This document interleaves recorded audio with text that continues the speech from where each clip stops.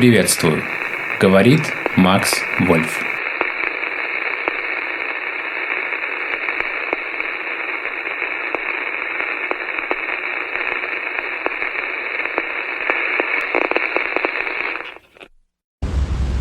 Diese Revolution macht nirgends Halt. Sie hat das politische Leben umgestellt und eine Reform der deutschen Nation an Haupt und Gliedern vorgenommen. Adolf Hitler ist der Träger dieser Bewegung. Die Zeit, die wir durchleben, ist von historischem Rang.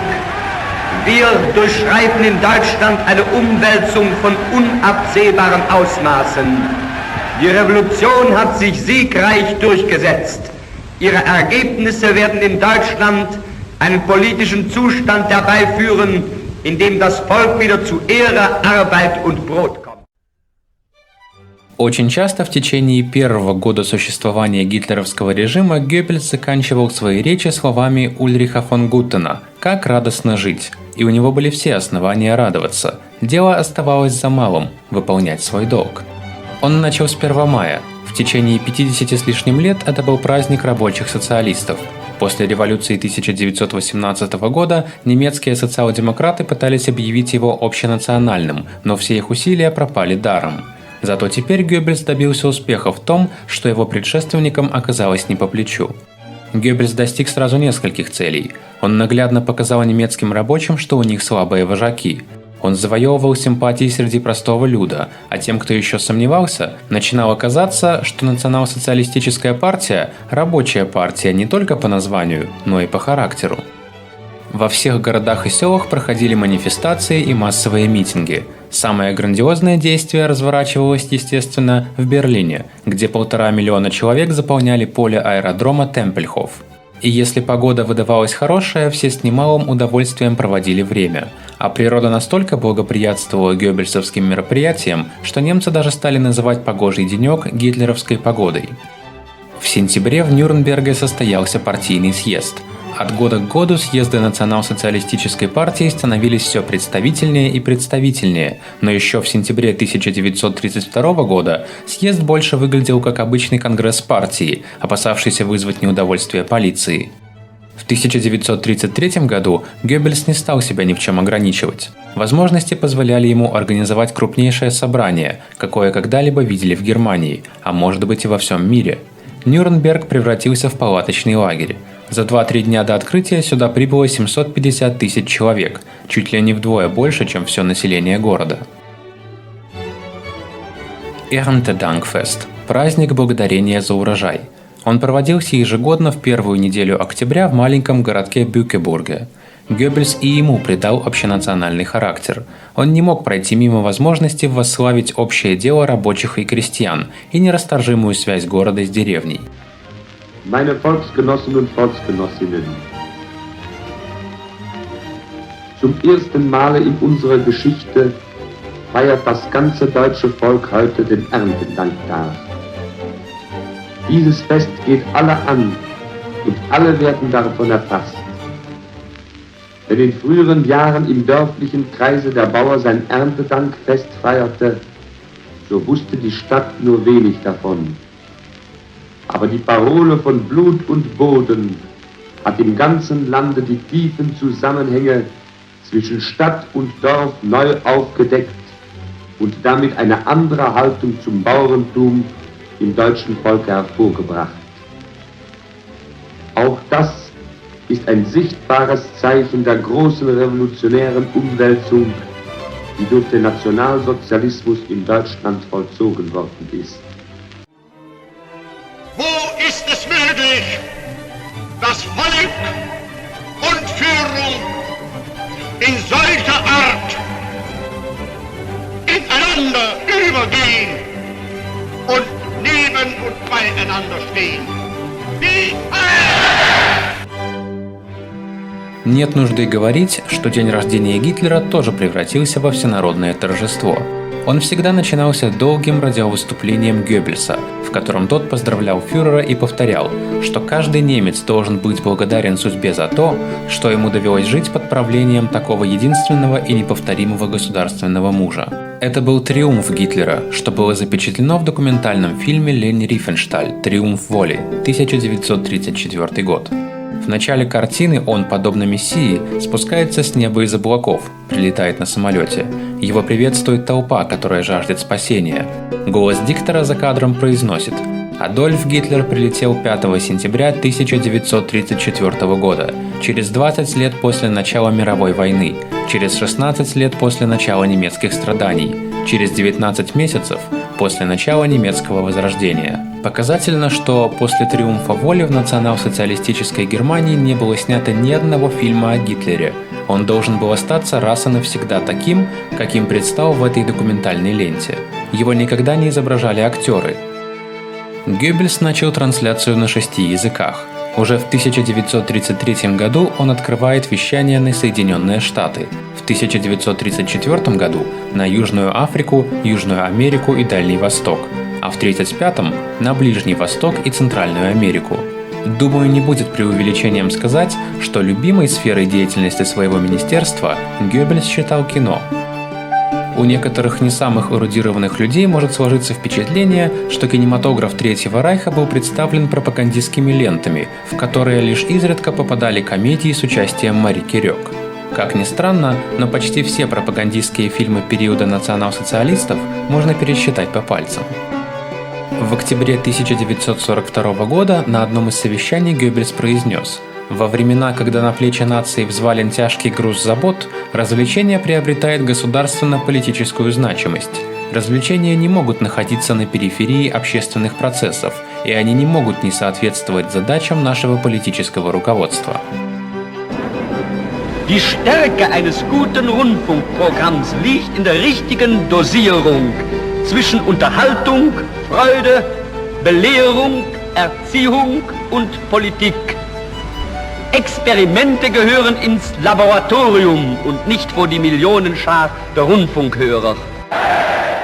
Но сейчас на дворе стоял год 1933, и именно Йозеф Геббельс стал курировать немецкий кинематограф, а со временем и всю немецкую культуру. 28 марта 1933 года Геббельс встречался с немецкими кинематографистами. На этой встрече министр пропаганды назвал фильмы, которые должны были стать для них образцами для подражания. Подбор кинолент оказался для многих неожиданностью. Так, по поводу «Броненосца Потемкина» Геббельс заявил: «Это чудесный фильм. С кинематографической точки зрения он бесподобен. Тот, кто не тверд в своих убеждениях после его просмотра, пожалуй, даже мог бы стать большевиком. Это еще раз доказывает, что в шедевр может быть успешно заложена некая тенденция. Даже самые плохие идеи могут пропагандироваться художественными средствами». В своей речи Геббельс назвал еще 3 фильма, которые произвели на него неизгладимое впечатление. Во-первых, он назвал Анну Каренину с Гретой Гарбо в главной роли. Министр пропаганды подчеркнул, что актерское мастерство Гарбо говорило об исключительности киноискусства. Далее он назвал фильм Луиса Тренкера «Мятежник», который был в состоянии потрясти даже людей, которые не являлись национал-социалистами. Третьим фильмом стала кинолента Фрица Ланга «Нибелунги», которая была охарактеризована следующим образом. В этом фильме показана история из далекого прошлого.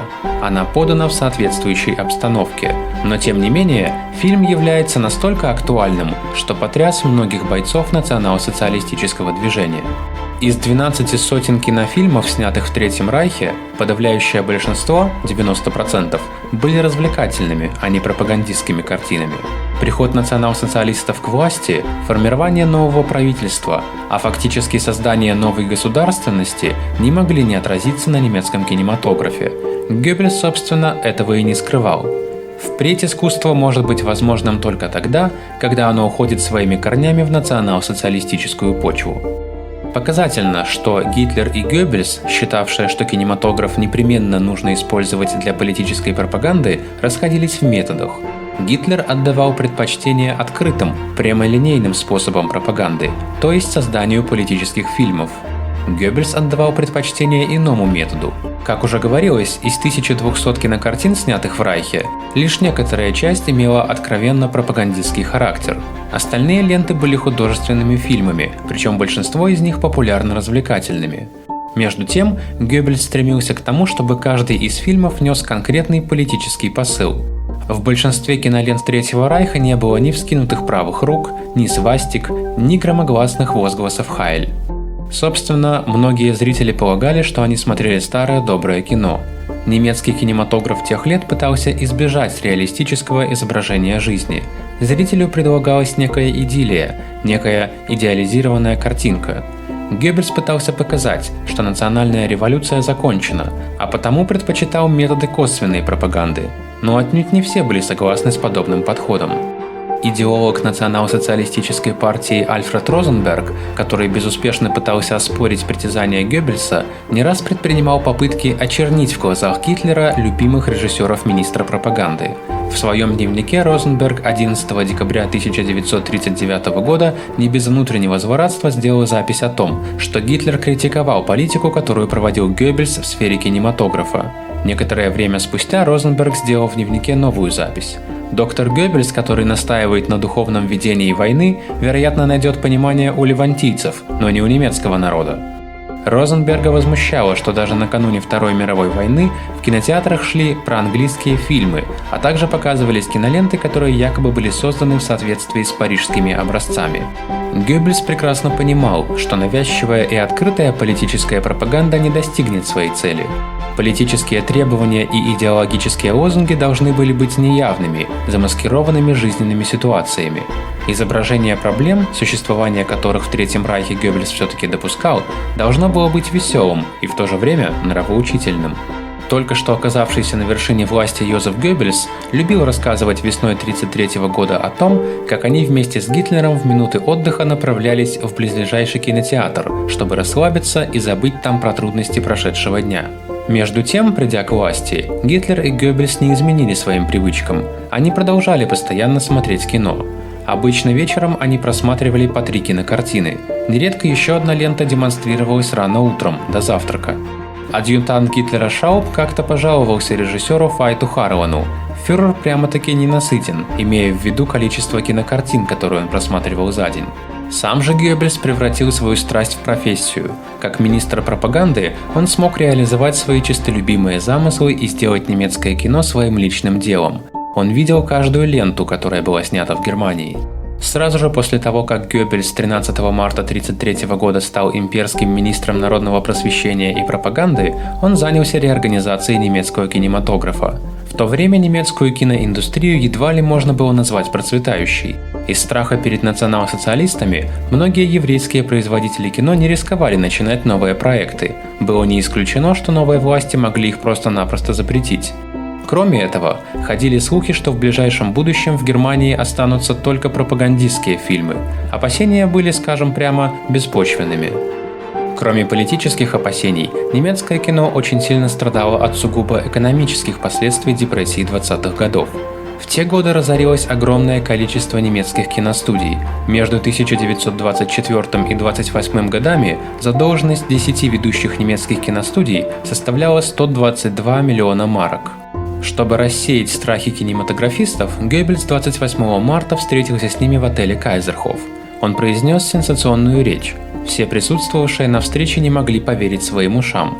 Геббельс, только что назначенный министром пропаганды, фактически призывал отказаться от пропаганды. Он говорил: «Не надо с утра до вечера заниматься промыванием мозгов. Для этого мы обладаем слишком хорошим художественным вкусом. Искусство само по себе свободное явление, и оно должно остаться свободным. Не стоит полагать, что мы намереваемся сделать вашу жизнь безвкусной. Молодежь, которая заняла правительственное кресло, всем сердцем любит кино». Геббельс предельно ясно выразил свои намерения. Он хотел завоевать доверие кинематографистов, а потому не скупился на слова. К всеобщему удивлению, он подверг критике национал-социалистических догматиков, которые не понимали лично ему, Геббельсу, симпатичные фильмы «Броненосец Потемкин», «Анна Каренина», «Нибелунги». «Они произвели на меня неизгладимое впечатление», – подытоживал министр пропаганды. Геббельс как-то произнес: «Мы не будем иметь права в будущем говорить о немецком киноискусстве, если не применим к нему издавна существующие законы искусства в целом, а эти законы являются вечными». Согласно Геббельсу, эти законы говорили о том, что искусство должно было быть в первую очередь возвышенным. Искусство имеет целью преображать жизнь, возвышать ее. Министр пропаганды, не раздумывая, сравнивал кино с театром, архитектурой и поэзией, не желая при этом видеть, что кинематограф подчинялся совершенно иным производственным принципам. Он говорил: «Искусство не может быть легким, оно непреклонно жесткое и даже жестокое». Имперский министр пропаганды и народного просвещения полагал, что цензура в ее классическом либеральном понимании, то есть как вмешательство государственной инстанции уже после окончания процесса съемок, полностью себя изжила. По мнению Геббельса, цензуру в ее привычном виде нужно было заменить художественным, идеологическим, а также экономическим контролем над деятельностью киностудий. Контроль должен был охватывать все стадии создания фильма, начиная от выбора сценария и калькуляции финансовых расходов, и заканчивая приемкой имперским министром пропаганды каждой отдельной части киноленты. Геббельс утверждал: «Мы были вынуждены прибегнуть к некоторому директивному регулированию вследствие того, что мы сами создавали в Министерстве драматургию фильмов. Эта кинодраматургия имела своей задачей отнюдь не развивать уже имеющуюся драматургию, а осуществлять государственно-политическую проверку фильмов. При этом министерство должно выступать не в роли озлобленного критикана, а в роли покровителя. Задача имперской кинодраматургии состоит в том, чтобы вовремя исправлять возможные ошибки, чтобы корректировки в фильм вносились не тогда, когда он уже был полностью готов, а тогда, когда его съемки только начинались. С самого начала цензура, которая применялась в готовой киноленте, должна была сводиться к минимуму».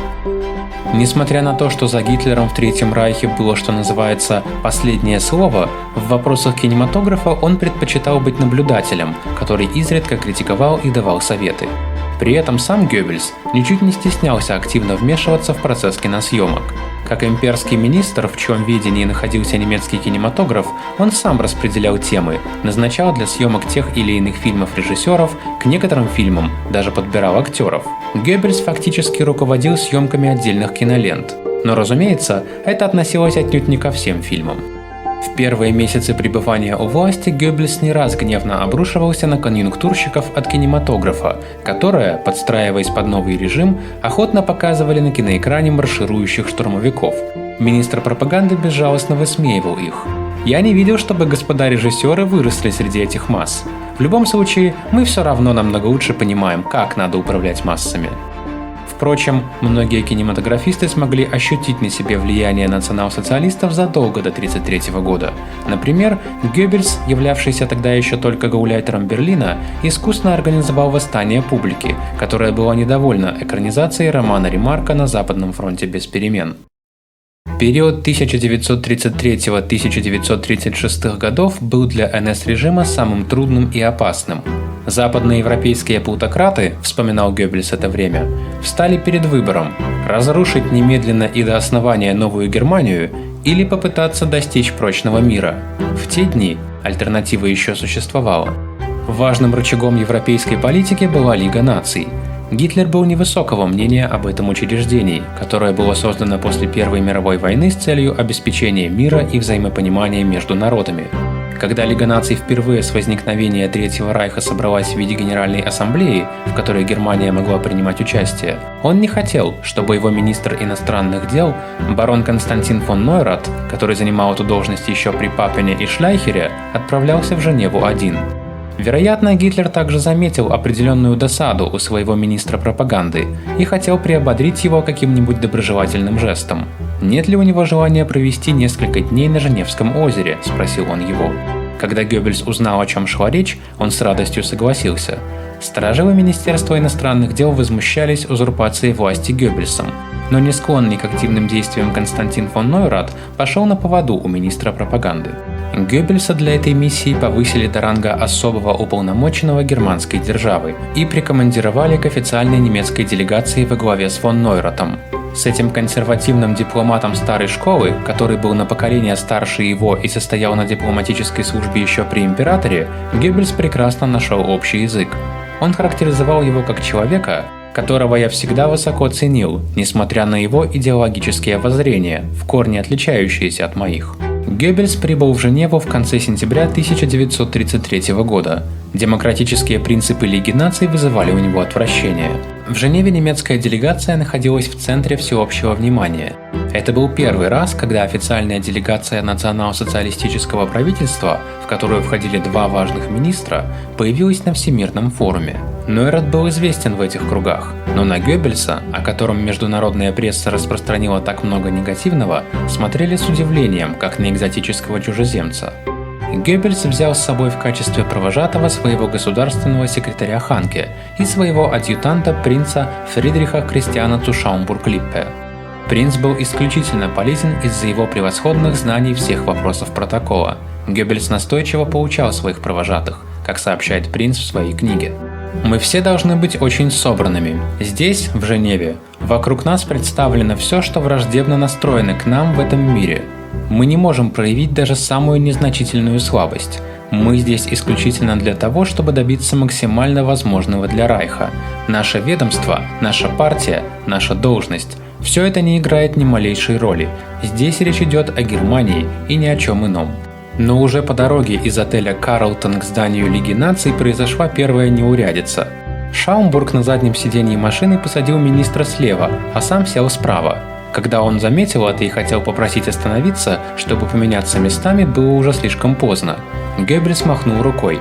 «Сидите спокойно, так даже лучше. Стреляют всегда в того, кто сидит справа». В действительности, их обоих трудно было бы различить. Оба невысокого роста, оба молодые, оба в корректном штреземане, костюме тройки с брюками в полосочку.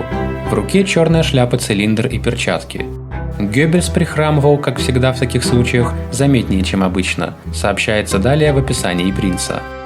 «Аморфная масса», комментировал Геббельс позднее, от которой ничего нельзя ожидать. Важнее, чем официальное совещание, были разнообразные мероприятия и встречи на периферии конференции. Например, также международная пресс-конференция, на которую Геббельс приглашал во второй половине дня 28 сентября 1933 года в холл отеля «Карлтон». Холл был переполнен. Никто не хотел упустить этот случай. Министр пропаганды выступал перед собранием противников, сообщает Курт фон Штутерхайм, многолетний лондонский корреспондент газеты «Берлина Tageblatt». И этот эрудированный журналист-международник продолжает. Женева на протяжении суток не говорила ни о чем другом, кроме как о буре аплодисментов, под которые доктор Геббельс спустился с трибуны. Старший переводчик Министерства иностранных дел посланник Пауль Шмидт, которому мы обязаны самым подробным описанием этой сенсационной пресс-конференции, рассказывает в своих мемуарах, что у Геббельса были сомнения, все ли журналисты последуют приглашению. Он, Шмидт, даже узнал, что в кругу французских журналистов при Лиге наций обдумывалась идея бойкотировать Геббельса и его пресс-конференцию. Все же тогда журналистское любопытство победило все мировоззренческие сомнения, пришли все. Да, вероятно, присутствовали даже многие, которым, собственно, там было не место.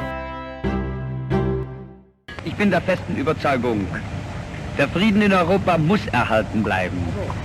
Ich bin weiterhin der festen Überzeugung, käme ein Krieg, er wäre das größte Unglück für die Welt. What does the new Germany think of economic developments in the States? Wir betrachten die wirtschaftliche Entwicklung in Amerikas mit dem allergrößten positiven Interesse. Геббельс применил свою проверенную в подобных кругах тактику – сразу брать быка за рога. Он не болтал пространно о горячих темах. Он говорил и двигался, как пишет Шмидт, абсолютно непринужденно, как будто бы он уже много лет был делегатом при Лиге наций. Чисто внешне, дикий человек из Германии производил культурное и спокойное впечатление. Почти все были поражены, увидев, что перед ними стоит не буйствующий народный трибун, а абсолютно нормальный, время от времени любезно улыбающийся тип делегата Лиги наций. Вначале Шмидт еще замечает недоверчивый скепсис и некоторую ироническую улыбку в кругу, но чем более щекотливыми были обсуждаемые темы, тем большим был интерес. Министр спокойным голосом говорил о коммунистической опасности, которая была преодолена в Германии. Кому те методы, которыми мы боролись с большевистским натиском, кажутся слишком жесткими, пусть представит себе, что произошло бы, если бы победила противоположная сторона. Когда Геббельс заговорил о еврейском вопросе, воцарилась абсолютная тишина. В ходе национальной революции в Германии иногда происходили противоправные эксцессы со стороны неконтролируемых элементов.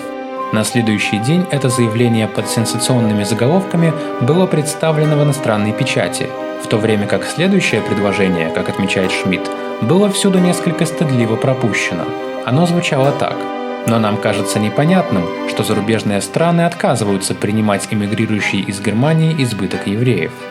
Особенно поражен был переводчик Министерства иностранных дел тем, что Геббельс после своих вступительных слов непринужденно смешался с представителями прессы и отвечал на все заданные ему вопросы. С мастерской диалектикой он касался самых деликатных вопросов и умело лишал остроты часто очень острые высказывания зарубежных журналистов.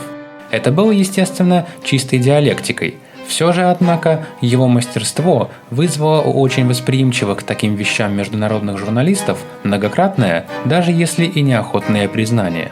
Принц Шаумбург подтверждает это. «Я сам видел, как сначала робкие аплодисменты все больше усиливались и, наконец, переросли в неповторимую демонстрацию, от участия в которой только немногие сдерживались. Конечно, эти люди за 2 часа не превратились из врагов в друзей, но ему удалось, по крайней мере, заставить их задуматься, и лично он понравился им». Адъютант резюмировал так: «За несколько дней ему удалось существенно улучшить атмосферу для Германии». А его шеф заявил: «Это было самым большим до сих пор успехом в моей жизни». Объективным результатом миссии Нойрата и Геббельса в Женеве был выход Германии из Лиги наций 19 октября 1933 года.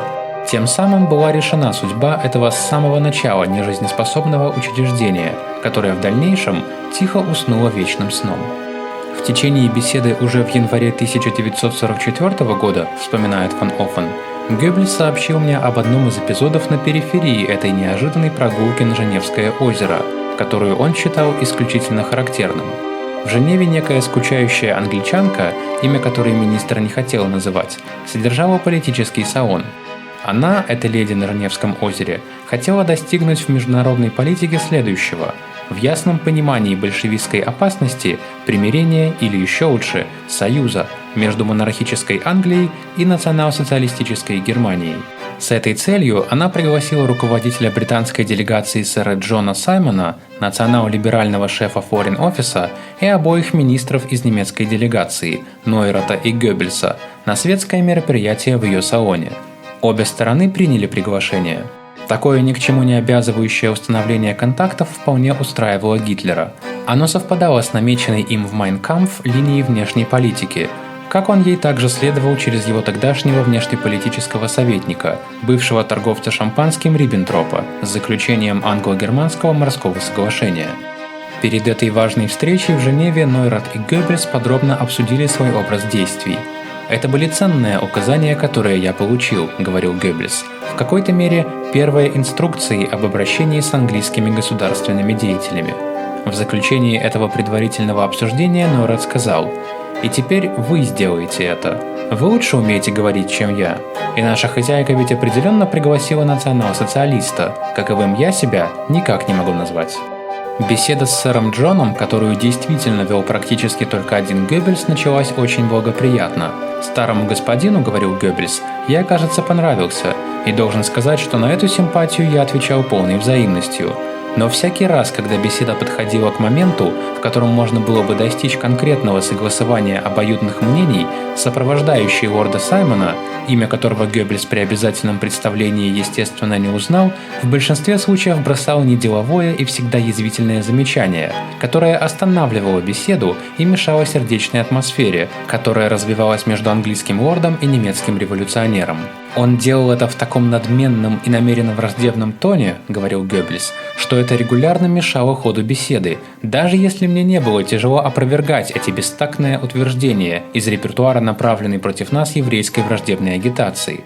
Позже я спросил Нойрата: «Скажите, кто такой, собственно, этот отвратительный, черноволосый расфранченный балбес, которого привел Саймон?» Нойрат ответил: «Его секретарь, его зовут Энтони Иден». 2 годами позже Иден стал министром иностранных дел его британского величества. Завязанные при этом случае отношения с английскими политиками Геббельс поддерживал и развивал. Так, с сэром Джоном Саймоном его уже связывало что-то вроде дружбы. В то время, продолжал Геббельс, В Лондоне был целый ряд влиятельных политиков, которые были полностью согласны с политикой немецко-английского взаимопонимания, которую отстаивал фюрер.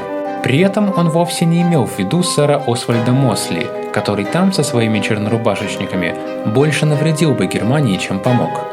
«Он был отщепенцем с небольшим политическим значением», — говорил Геббельс. «Фашизм — это та трава, которая плохо растет на земле Британских островов».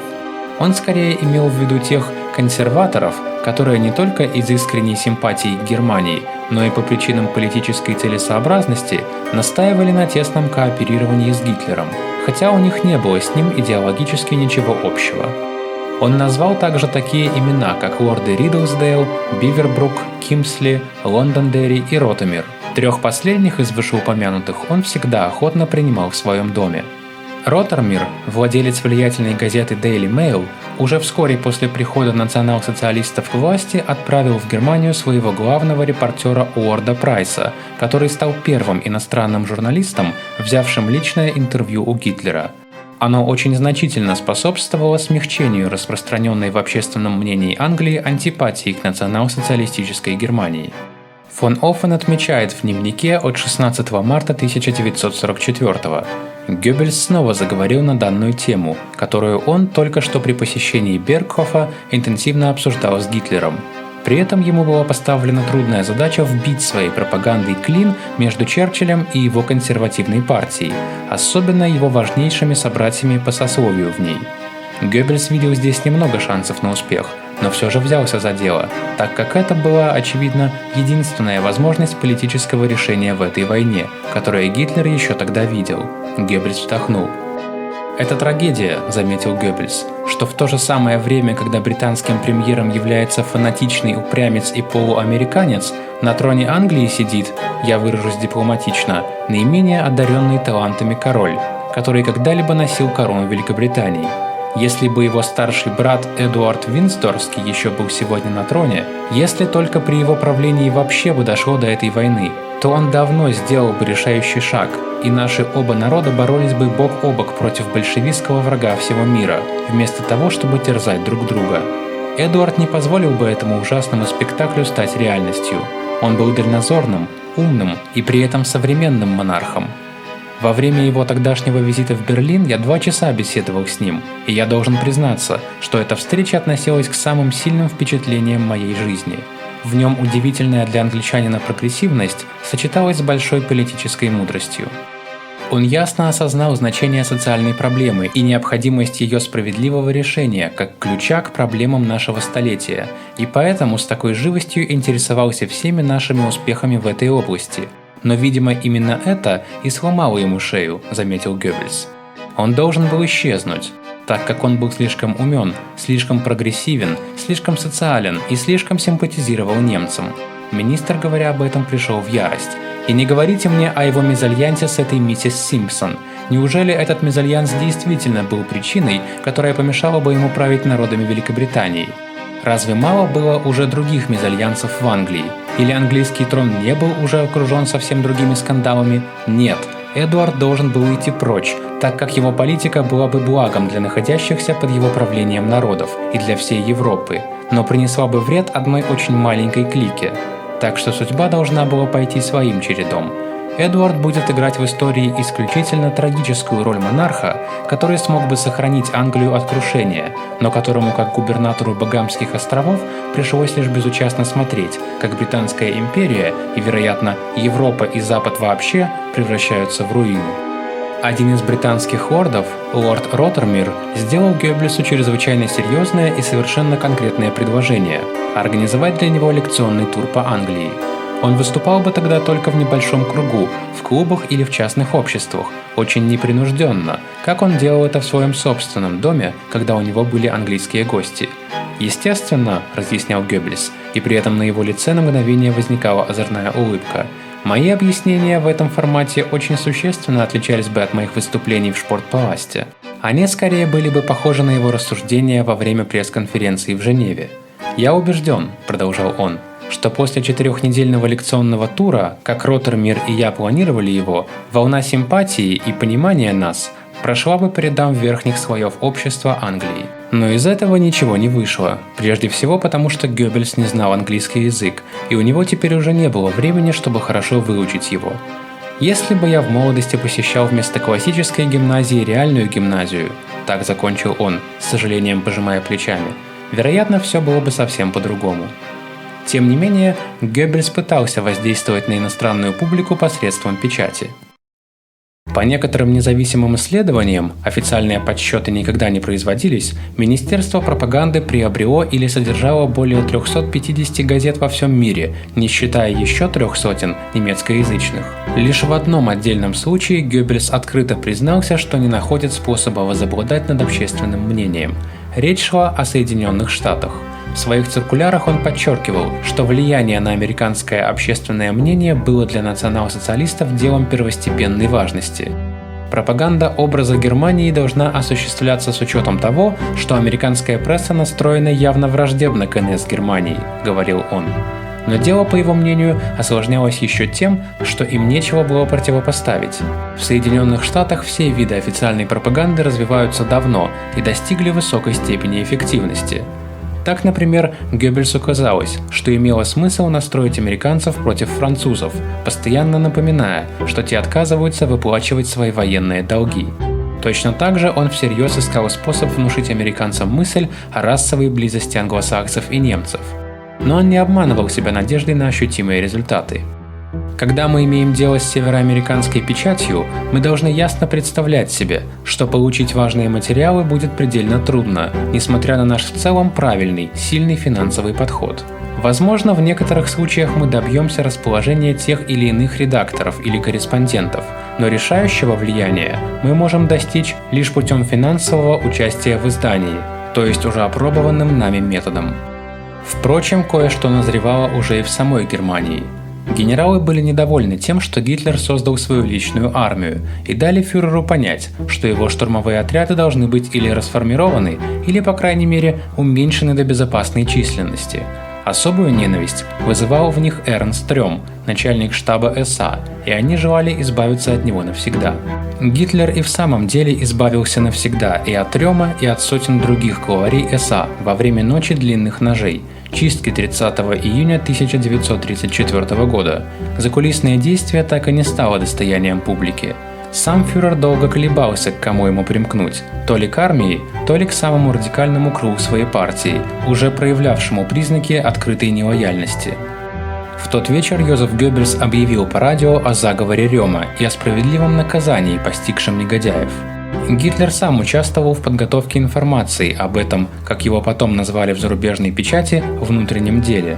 Он признал все те факты, которые и без его признания были общеизвестны.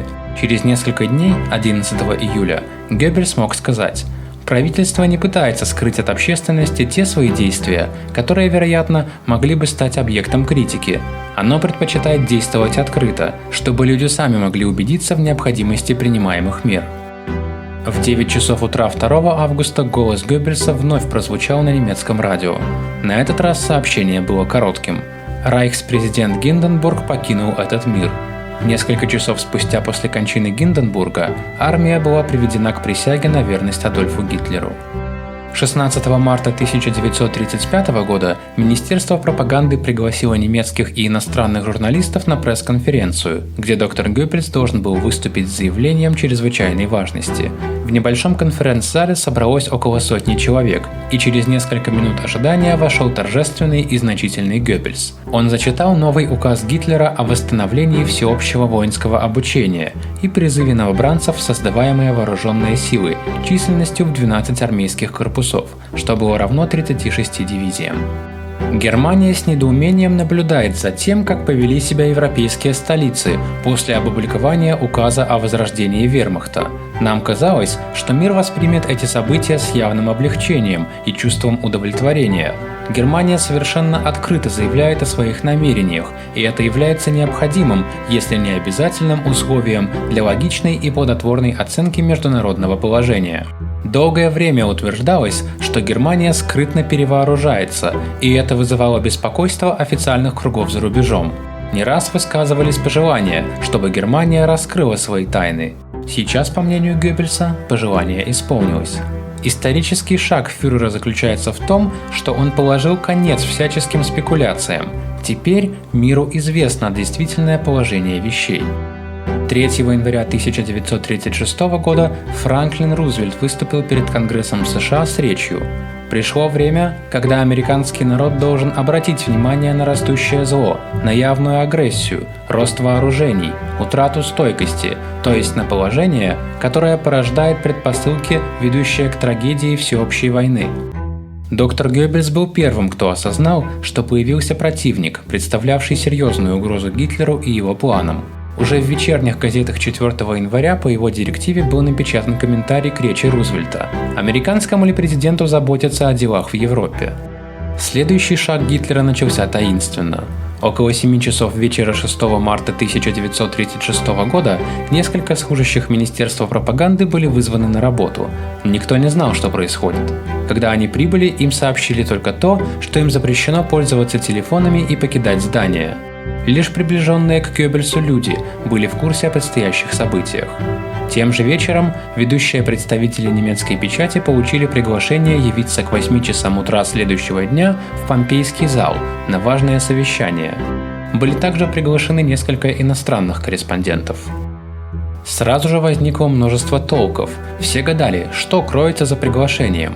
Потом радио объявило, что Гитлер на следующий день в полдень собирает Рейхстаг для важнейшего заявления. В течение ночи сотрудникам Геббельса стало известно, что тот готовится к новым выборам. Но зачем и какие выборы могли понадобиться Гитлеру? Новости медленно шли по кругу из кабинета в кабинет Министерства пропаганды. Через несколько часов подразделения германских вооруженных сил войдут в долину Рейна, которая по Версальскому договору должна была оставаться демилитаризованной зоной. А Гитлер решил распустить Рейхстаг, чтобы дать немецкому народу возможность посредством новых выборов одобрить свершившееся. 3 часами позже Гитлер объявил эту новость ликующему Рейхстагу. Радиостанции всего мира трубили о неслыханном событии. Экстренно собирались кабинеты министров во всех европейских столицах, за исключением Лондона. 7 марта была суббота, и все официальные лица с Даунинг-стрит разъехались на уикенд за город. Между тем, Геббельс развернул мощную кампанию поддержки, и 29 марта обнаружилось поразительное единодушие у немцев, принявших участие в новых выборах. 99% населения пришло на избирательные участки, и 98,8% из них одобрили Гитлера, отправившего части вермахта в долину Рейна. По воспоминаниям принца Шаумбурга, Геббельс считал Гитлера одним из самых исключительных людей за последнюю 1000 лет. Сегодня об этом спорят, но через 100 лет это будет знать каждый, поверьте в это. Шаумбург, который относился к Гитлеру несколько более скептично, чем Геббельс, зацепился здесь вопросом, исходили ли, по мнению Геббельса, идеи Гитлера из подсознания, то есть, что их нужно понимать как интуицию. Геббельс медлил с ответом, но после некоторого размышления сказал: естественно, при принятии им больших решений он действует на основе интуиции. Он наблюдал его часто и достаточно долго. Когда ему нужно принять важное решение, Гитлер часто удаляется на целые дни, как будто пытается услышать внутренний голос. Он страдает от этого, даже физически. Но как только решение затем, как будто подсказанное высшей силой, было твердо принято, он чувствует себя великолепно свободным.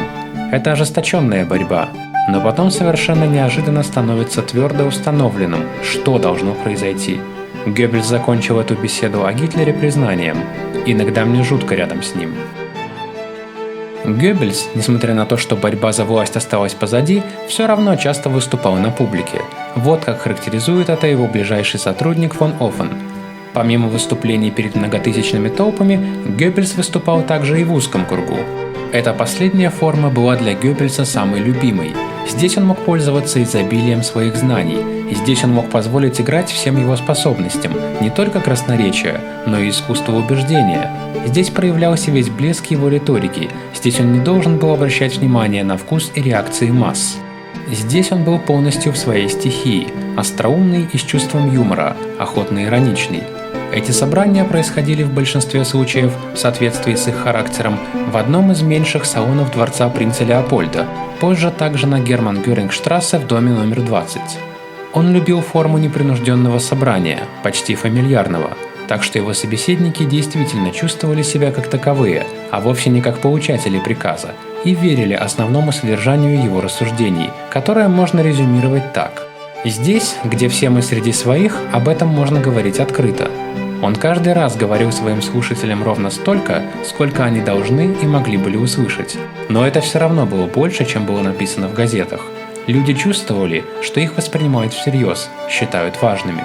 Когда мы затем вместе покинули зал после завершения одного такого выступления, Геббельс был возбужден, как после бокала шампанского. Тогда он остановился и спросил с полным надежды лицом: «Ну, как вы думаете, это подействовало?» Естественно, я думал, что подействовало. И это не было ни ложью, ни преувеличением. Я знал, как и он, что каждый из его слушателей, когда он теперь возвратится к своим ежедневным служебным обязанностям, политический руководитель в своей ГАУ, офицер в своей воинской части, распространит услышанное и придаст этому услышанному дополнительный вес замечанием, что сам Геббельс конфиденциально рассказал об этом в самом узком кругу. У нас были доказательства того, что этот вид пропаганды из уст в уста был чрезвычайно эффективен. Наступило время Олимпийских игр. Спорт в Третьем Райхе тоже относился к ведомству Министерства пропаганды и, по мнению Геббельса, был превосходным средством поддержания национального энтузиазма и международного престижа. Победа немецкого боксера Макса Шмелинга над Джо Льюисом на нью-йоркском стадионе Янки летом 1936 года пришлась как нельзя более кстати. Исход боя стал большим сюрпризом для многих знатоков, предрекавших, что у Джо Льюиса не будет затруднений во встрече с немцем, который был значительно старше. В Германии, напротив, никто не сомневался в победе Шмелинга. Чтобы самый сильный человек, самый сильный в мире нации, позволил себя побить не арийцу, да к тому же негру, такого просто не могло быть. Сам Гитлер и, разумеется, Геббельс посылали Шмелингу поздравительные телеграммы. Геббельс тут же воспользовался случаем и устроил ему в Германии триумфальную встречу, которой не постыдились бы даже в Древнем Риме. Что касается Олимпийских игр, то зарубежные спортсмены увезли с собой незабываемое впечатление от таланта главного постановщика игр, доктора Геббельса. 30 октября Геббельс опять стоял на трибуне берлинского Шпортпаласта. Казалось, совсем немного времени минуло с того дня, когда в столице появился бедный, никому неизвестный молодой человек. С тех пор прошло 10 лет, и он стал одним из самых могущественных людей в Германии, если не в Европе. О его влиянии на людей можно говорить бесконечно. В качестве примеров можно привести два высказывания людей, чьи имена говорят сами за себя. Первая цитата принадлежит Артуру Аксману, рейхсюгенфюреру, чье интервью вы можете найти на канале. Геббельс говорил на той первой встрече, которую я посетил. Тогда мне удалось раздобыть место в зале недалеко от входа. И тогда же я впервые увидел, как доктор Геббельс входит в зал под грохот аплодисментов. И что поначалу поразило меня в то время, так это его молодость. Потому что Геббельсу тогда, в 1929 году, было около 30 лет. И, конечно же, это произвело на меня, молодого юношу, определенное впечатление. И потом, он был мастером речи, который умел убеждать своей ясной дикцией. И, между прочим, на этом собрании Геббельс произнес такую фразу, которую, как я думал, он направил прямиком в мой адрес, а именно: «Молодые люди, которые сегодня еще тайно пробираются на наше собрание, однажды будут призваны, дабы разорвать цепи, сковывающие наш народ». Это действительно крайне повлияло на меня в то время, и в результате я начал работать на Гитлер-Югенд в Вединге. Автором второго высказывания является легендарный Отто Скорцени, спаситель Муссолини, главный диверсант Европы и самый опасный человек в мире, если верить заголовкам послевоенных газет. Писали, что я был нацистом с колыбели. Это не соответствует действительности. По правде говоря, я сомневался тогда, в состоянии ли мои земляки принять такую фундаментальную революцию, к которой призывали агитаторы, позиция и язык которых многих приводили в ужас. Некоторые считали их своего рода коммунистами. Интересы, которым они угрожали, казались мне очень могущественными, а организация национал-социалистов у нас была слабой, чтобы можно было одновременно сражаться и с марксистами, и с христианскими демократами. Решающим событием оказался визит в Вену в сентябре 1932 года доктора Йозефа Геббельса и речь, которую он произнес.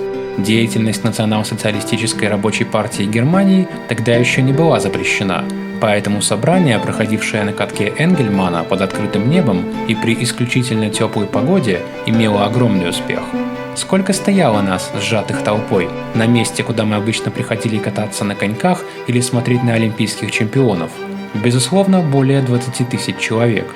Снаружи катка за порядком следила австрийская полиция, а на самом катке – люди в форме подразделений СА.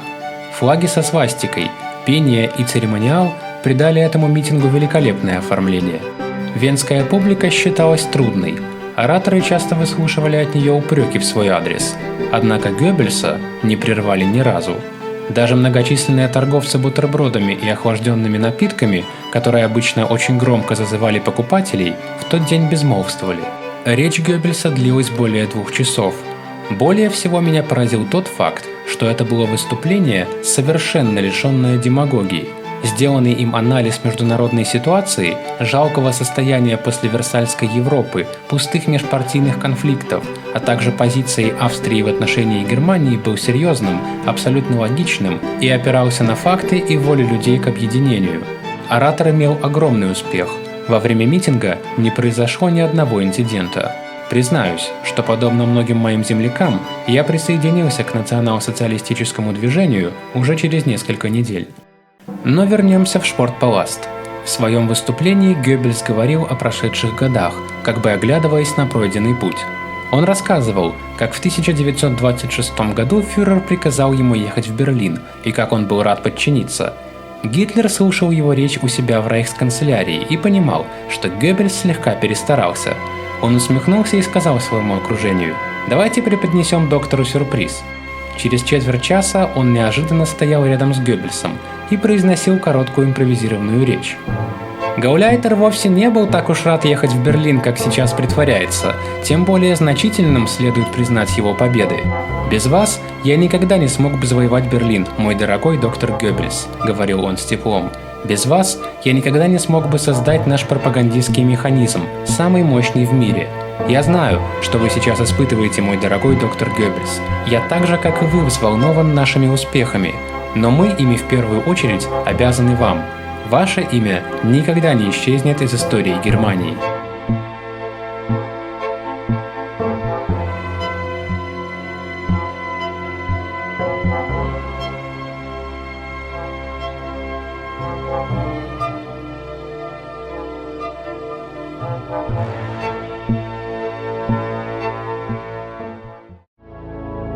Благодарю, что досмотрели данный фильм до конца. Отблагодарить меня вы можете, поставив лайк под видео или высказав свое мнение в комментариях. Это очень помогает продвижению. Также не забывайте подписаться на канал, здесь вас ждет еще много чего интересного. И, наконец, переходите по ссылке в телеграм-канал. Именно там я выкладываю литературу по теме видео и источники, фото и аудиоматериал, а также многое-многое другое. Встретимся там. До связи.